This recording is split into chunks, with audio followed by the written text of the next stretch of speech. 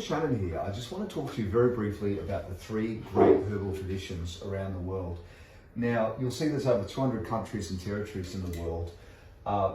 There's probably three main approaches. There's Western herbalism, there's Ayurveda, spelt with an A, pronounced like it's an I. So Ayurveda. I don't have my trusty whiteboard yet, which primarily comes out of India. India and Pakistan were one country up until 1947 when they split.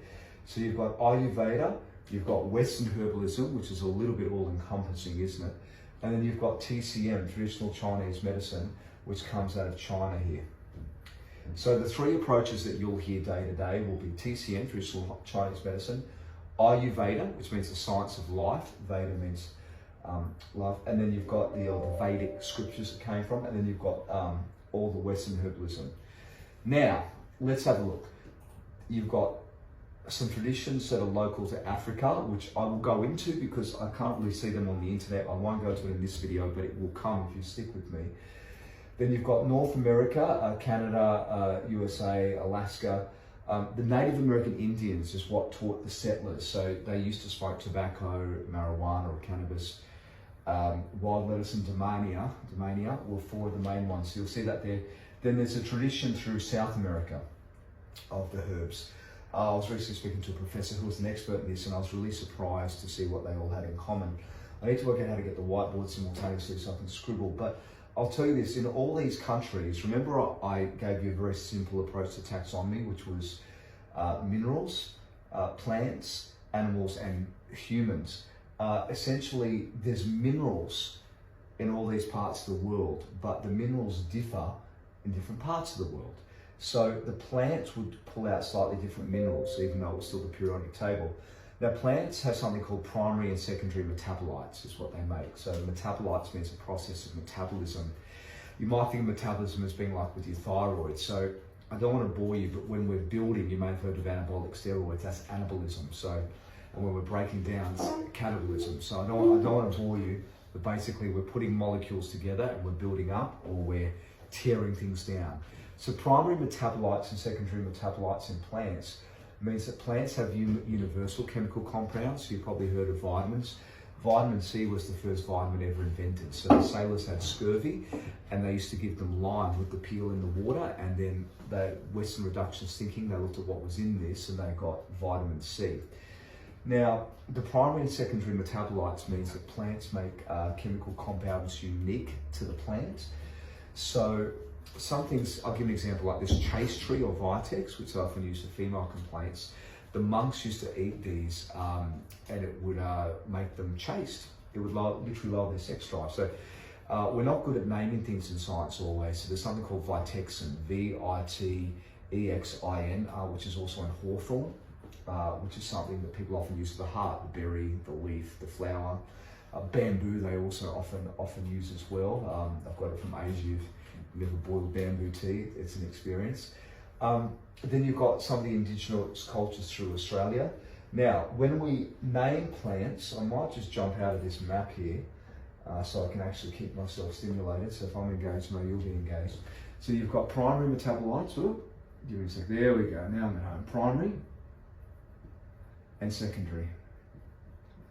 Now, when you look at a plant, you've got a few parts of the plant. You've got the root or the rhizome. Now, there's a few ways to classify a root. You've got a taproot, like a carrot. Carrot's a root, taproot. Roots are high in sugar. You've probably seen it eat beetroot to clean your liver. Beets are a bowel cleanser. They also make your urine look like it's got blood in it, a purple pigment. It scares people sometimes. Beets or beetroot, it's also a root. Yeah. Right? Then you've got the above ground part of the plant. You've got the stem.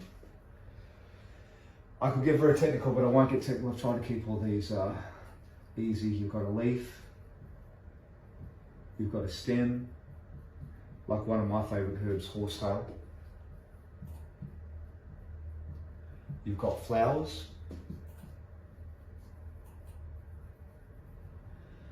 Now, what else can I tell you?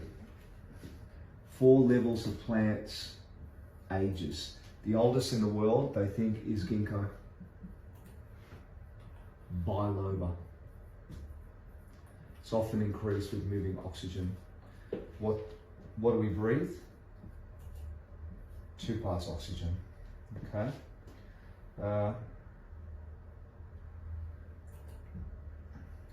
Okay, so we've got our plant, we've got primary metabolites and secondary metabolites.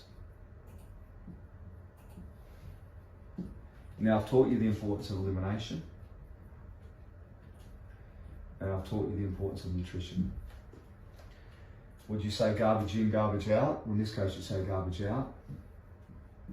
You'd say goodness or nutrition in. So when you take in plants,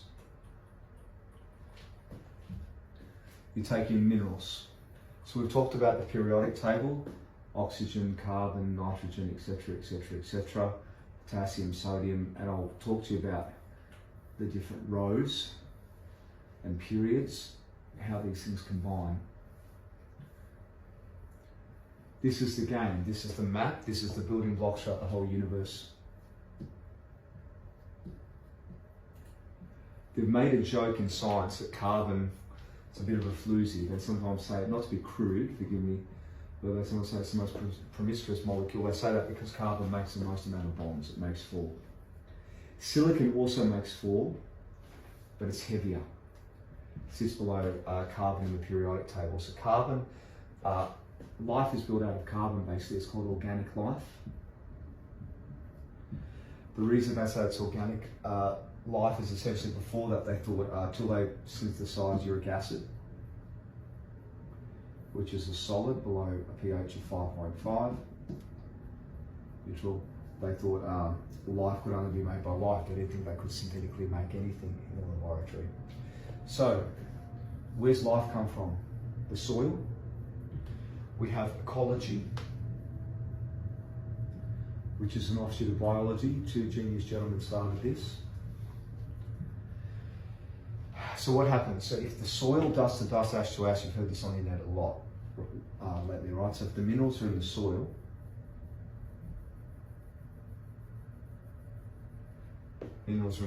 how does it come to humans? Well, stores in the plant's roots, through the stem. There's 2 transport systems in plants, 2 circulatory systems. Leaf, flower, fruit. By the way, I didn't tell you flowers were the 4th up here before. That evolved.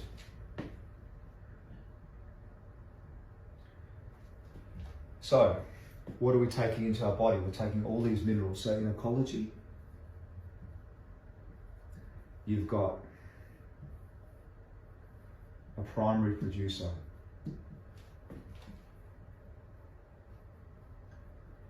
Primary producer be like a plant. So, you know, with money, do you want to be consuming or do you want to be investing or producing? Production. Production for a consumer. Interesting. So we've got a primary producer. So what happens? Then we have consumers. This is the food chain, right?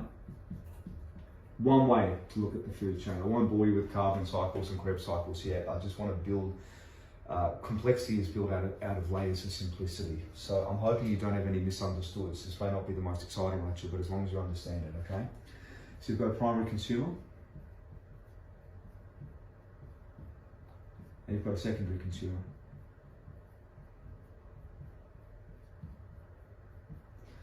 What would be a primary consumer? Well, could be herbivore, something that eats on the plants.